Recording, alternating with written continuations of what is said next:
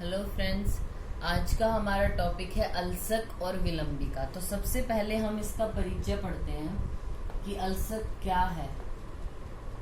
तो जो आचार्य चरक हैं उन्होंने आम दोष की वजह से उत्पन्न होने वाली व्याधियां दो बताई हैं, अल्सक और विसूचिका बताया उन्होंने। जो आचार्य माधवकर है उन्होंने अजीर्ण से उत्पन्न होने वाली 3 व्याधियों का वर्णन किया है, अल्सक, विसूचिका और विलंबिका। यानी आचार्य चरक ने विलंबिका का वर्णन नहीं किया, तो माधवकर ने विलंबिका का वर्णन किया है। ठीक है, अब सबसे पहले हम पढ़ते हैं अल्सक है जो, उसकी क्या डेफिनेशन है क्या अल्सक।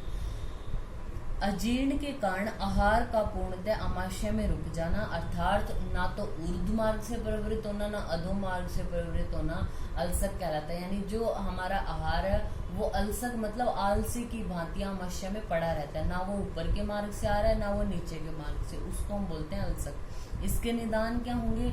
जो आम दोष को उत्पन्न करने वाले गुरु विष्टम्बी आहार का सेवन करना, समशन, अध्यशन, अजीर्णाशन, दूषित अन्न का सेवन करना, ये सारे।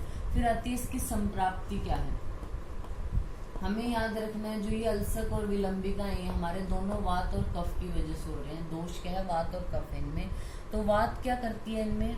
जो अल्सक है उनमें निदानों के सेवन से वात और कफ क्या करेंगे? जो वात है वो अन्न को पीड़ित करेगी और जो कफ है वो मार्ग का अवरोध कर लेगा। कफ जो है वो अवरोध का काम करेगा, तो जो खाना है वो आलसी की भांति आमाशय में ही पड़ा रहेगा, ना ऊर्ध्व मार्ग से प्रवृत्त हो रहा है ना अधो मार्ग से, जिसको हम अल्सक बोलते हैं। फिर इसके लक्षण क्या होंगे अल्सक के?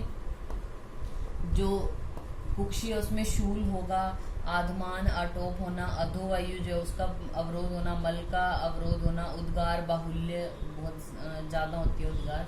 फिर आती है जो अल्सक है उसकी एक उग्र अवस्था, यानी उससे आगे वाली स्टेज एक आती है दंड अल्सक। मतलब अब ये जो अल्सक में अलसी भूत होके खाना पड़ा है, ना ऊर्ध्व मार्ग से जा रहा है, ये आलसी भूत होके खाना पड़ा है, ना ऊर्ध्व मार्ग से प्रवृत्त हो रहा है ना अधो मार्ग से। तो ये खाना क्या होगा? जो आलसी भूत पड़ा है ये तिर्यक गमन करने लगेगा।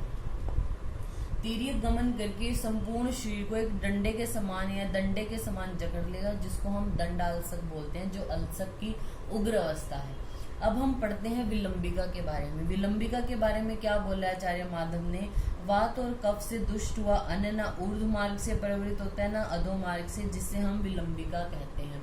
अब आप कहोगे कि यही तो अल्सक की डेफिनेशन है, अल्सक भी इसी को बोलते हैं, तो इन दोनों में डिफरेंस क्या हुआ? तो इन दोनों में डिफरेंस हम पढ़ते हैं। जो अल्सक है हमारा वो प्रारंभ में साध्य है, फिर अगर नहीं ठीक हो रहा यानी दंडाल्सक वाली सिचुएशन आ गई तो वो असाध्य हो जाता है, लेकिन जो विलंबिका है वो तो हमारा असाध्य ही होता है पहले से। फिर आता है जो अल्सक है इसमें तीव्र शूल होता है, अन्ननाद वाली कंडीशन आती है पेशेंट में, आंत्रनाद सॉरी, यानी आवाज आ रही है, गुड़गुड़ाहट टाइप का हो रहा है और तीव्र शूल हो रहा है पेशेंट को। जो हमारा विलंबिका है इसमें शूल नहीं होता पेशेंट को। ये हमारी एक्यूट कंडीशन है, सद्यकालिक है, यानी अभी जैसे आम के लक्षण उत्पन्न वाला सब हो गया, लेकिन ये हमारा क्रॉनिक स्टेज में होता है, यानी विलंब से उत्पन्न हो रही है, इसलिए विलंबिका नाम है इसका। और बाकी इन दोनों में सिमिलैरिटीज क्या है? दोनों ही अजीर्ण से उत्पन्न हो रही है, वात और कफ दोनों में ही दोष है, और मल और अधोवायु दोनों में ही अवरोध हो रही है। ये इनमें कॉमन लक्षण है और डिफरेंस भी आपको बता दिया। फिर आती है इसकी चिकित्सा। चिकित्सा में क्या बोला है? सबसे पहले निदान परिवर्जन, यानी संक्षेप्ते क्रिया योगे निदान परिवर्जन, यानी जो कारण है, जो रीजन है अल्सक और विलंबिका होने के, उनका त्याग करना है।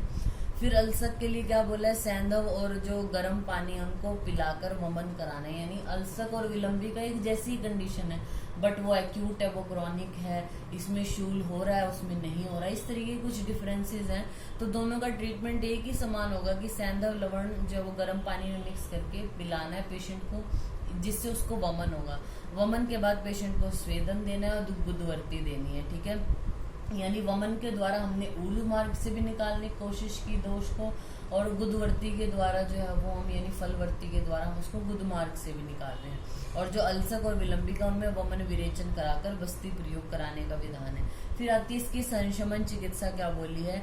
इसमें क्या बोले गए हैं? हिंगू के योग देने को बोला है, मतलब द्विरुत्तर हिंगु आदि चूर्ण, हिंगवाष्टक चूर्ण, बाकी अग्नि को बढ़ाना है तो त्रिकटु पंचकोल चूर्ण इनका प्रयोग कर सकते हैं। वटी में जैसे रसोन वटी, चित्रक आदि वटी, गंधक वटी, अग्नितुंडी वटी, शंख वटी। रस में जैसे रामबाण रस है, शंख भस्म है, गोदंती भस्म, जीर्ण कंटक रस, सूट शेखर रस।